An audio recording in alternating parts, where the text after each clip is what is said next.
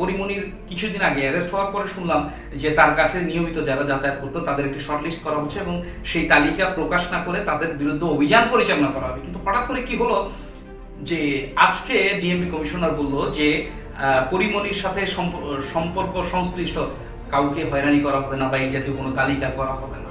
এটার দ্বারা কি বুঝতে পারি? আসলে এটা নিয়ে ডিপলি ইনভেস্টিগেশন করা উচিত ছিল যে পরিমণির দ্বারা হানি ট্র্যাপের মাধ্যমে বাংলাদেশের কি পরিমাণ গুরুত্বপূর্ণ তথ্য বাংলাদেশ থেকে পাচার হয়েছে। শুধু যে ভারত, নট অনলি ভারত এমন নয়, বাংলাদেশের গুরুত্বপূর্ণ তথ্য অন্যান্য আরো কান্ট্রির কাছে বিক্রি করতে পারে। কেননা যেই মেয়ে বা যেই নারী নিজের শরীরকে, সতীত্বকে বিক্রি করে বিলাসী জীবন যাপন করতে পারে, সে বিলাসী জীবন যাপন করার জন্য নিজের দেশটাকেও বিক্রি করে দিতে পারে। রাস্তায় যারা পতিতা তারা নিজেদের পেটের দায়ে সতীত্ব বিক্রি করে থাকে। কিন্তু এই যে হাই ক্লাস প্রস্টিটিউট যারা, তারা নিজের পেটের দায়ে সতীত্ব বিক্রি করে না, তারা সতীত্ব বিক্রি করে বিলাসী জীবন যাপন করার জন্য, আমোদ প্রমোদে ডুবে থাকার জন্য, মদ খাওয়ার জন্য, নেশা করার জন্য। সুতরাং এখানে আসলে কি পরিমাণ বাংলাদেশে গুরুত্বপূর্ণ তথ্য পরিমণি বা এই চয়নিকা চৌধুরীর মাধ্যমে বিদেশে পাচার হয়েছে বা কি পরিমাণ গুরুত্বপূর্ণ কর্তা ব্যক্তিদের ছবি, ভিডিও, অডিও ক্লিপ বিদেশি নানা সংস্থার কাছে পৌঁছেছে, এটা নিয়ে ডিপলি ইনভেস্টিগেশন করা দরকার।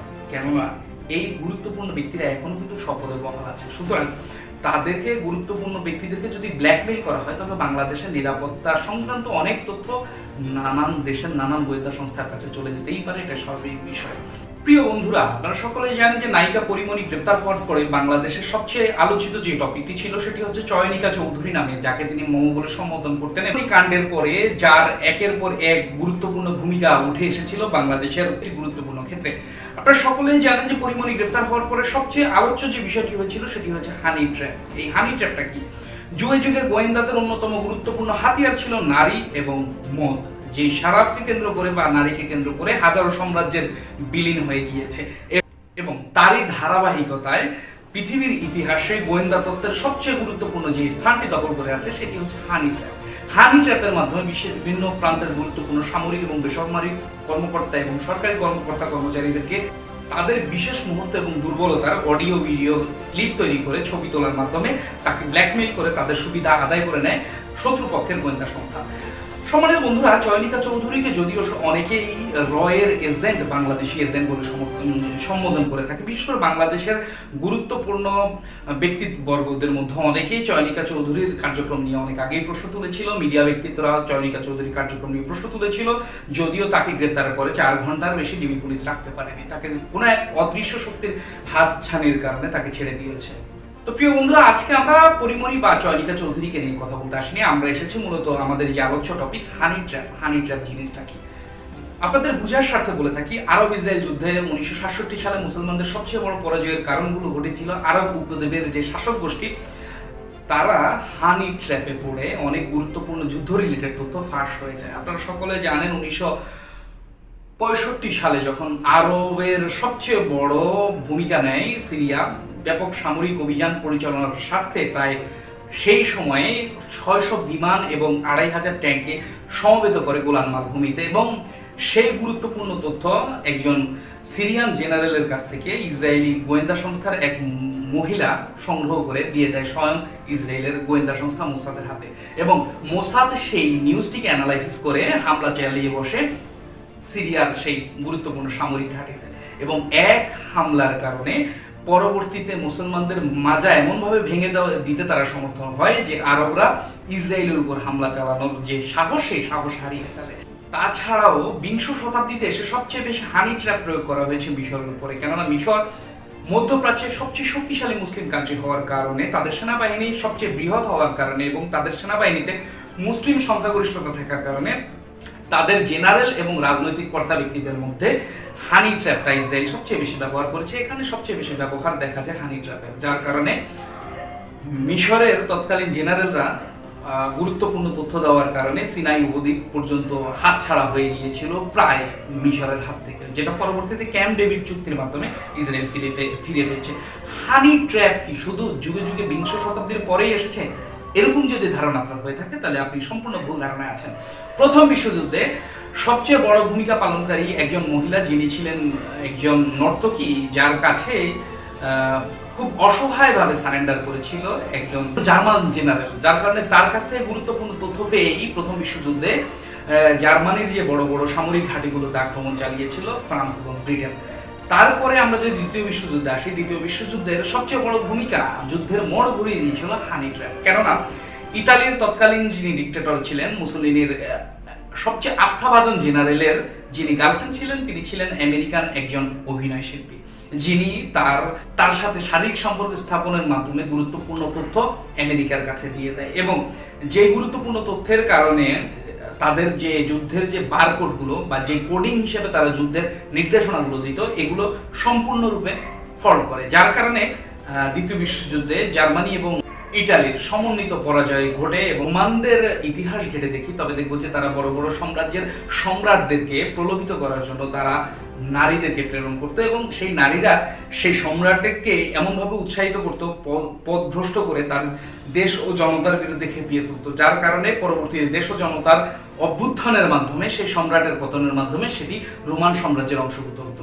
তাছাড়াও আমরা যদি আমাদের প্রাচীনকালে ভারতীয় উপমহাদেশের দিকে তাকাই, তবে ভারতীয় উপমহাদেশে নানান অঞ্চলের রাজারা একটি বিশেষ শ্রেণীর মেয়েদেরকে ব্যবহার করতো হানি ট্র্যাপ হিসেবে, যাদেরকে বিষকন্যাও বলা হতো, যাদেরকে বিন্দু বিন্দু পরিমাণে বিষ প্রয়োগের মাধ্যমে তাদের শরীরকে একটি বিষাক্ত শরীরে পরিণত করা হতো, যার কারণে তারা যখন রাজা কিংবা সেই রাজার সাথে যখন এই বিষকন্যা ঘনিষ্ঠ হতো, তখন সেই রাজার মৃত্যু ঘটতো। এবং এভাবেই হানি ট্র্যাপের মাধ্যমে যুগে যুগে অনেক সাম্রাজ্য এবং দেশের পতন ঘটেছে। এবং আমরা বিংশ শতাব্দীতে যেটা দেখতে পেয়েছি যে মোসাদের প্রধান নীতি হচ্ছে এই হানি ট্র্যাপ।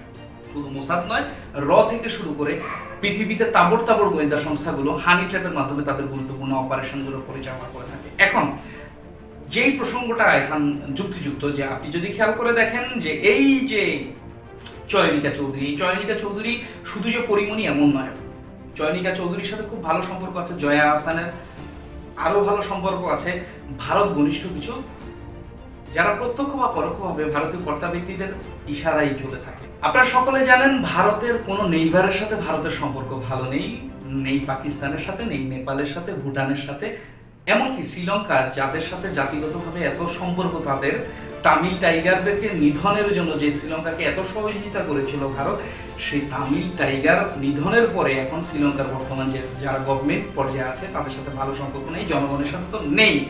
সুতরাং প্রত্যেকটি নেইবার ছুটে যাওয়ার পরে একমাত্র বাংলাদেশের সাথে ইন্ডিয়ার এখন গুরুত্বপূর্ণ বন্ধুত্বপূর্ণ সম্পর্ক চলতেছে। সুতরাং এখানে বাংলাদেশের গুরুত্বপূর্ণ কর্তা ব্যক্তিদের কাছ থেকে গুরুত্বপূর্ণ তথ্য নেওয়ার জন্য একটি হানি ট্র্যাপ তারা যে ব্যবহার করবে না, এর তো কোনো গ্যারান্টি নেই। বিশেষ করে এই সকল অভিনেত্রী যেমন পরিমণির কিছুদিন আগে অ্যারেস্ট হওয়ার পরে শুনলাম যে তার কাছে নিয়মিত যারা যাতায়াত করতো তাদের একটি শর্টলিস্ট করা হচ্ছে এবং সেই তালিকা প্রকাশ না করে তাদের বিরুদ্ধে অভিযান পরিচালনা করা হবে। কিন্তু হঠাৎ করে কি হলো যে আজকে ডিএমপি কমিশনার বলল যে পরিমণির সাথে সম্পর্ক সংশ্লিষ্ট কাউকে হয়রানি করা হবে না বা এই জাতীয় কোনো তালিকা করা হবে না।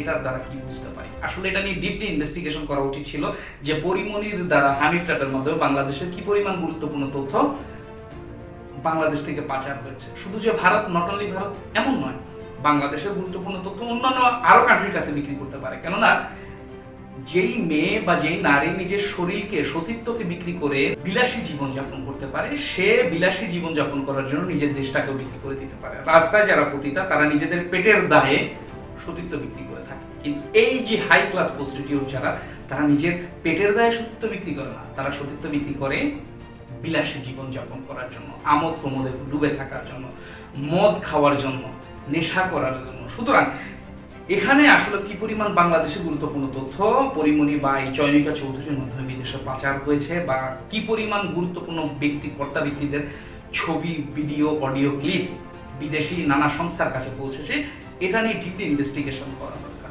কেননা এই গুরুত্বপূর্ণ ব্যক্তিরা এখনো কিন্তু শপথে বহাল আছে। সুতরাং তাদেরকে, গুরুত্বপূর্ণ ব্যক্তিদেরকে যদি ব্ল্যাকমেইল করা হয়, তবে বাংলাদেশের নিরাপত্তা সংক্রান্ত অনেক তথ্য নানান দেশের নানান গোয়েন্দা সংস্থার কাছে চলে যেতেই পারে, এটা স্বাভাবিক বিষয়। আপনারা সকলেই জানেন যে কিছুদিন আগে বাংলাদেশের সাথে ইসরায়েলের সম্পর্ক শিথিল হওয়া শুরু করেছে, যেটা বাংলাদেশের ইতিহাসে একটি অবিস্মরণীয় ঘটনা বলে আমি মনে করি যে এটা প্রাইম মিনিস্টার শেখ হাসিনার সিদ্ধান্ত হতে পারে না।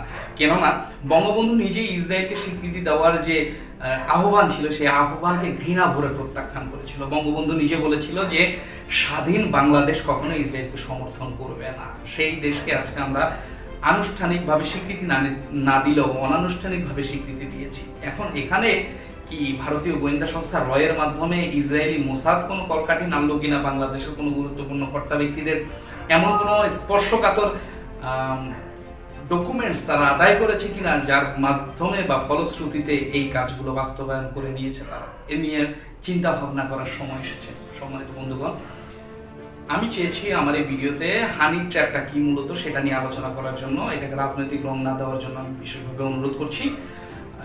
সম্ভব হলে টিকা দিয়ে নেবেন। Stay home, stay sanitise.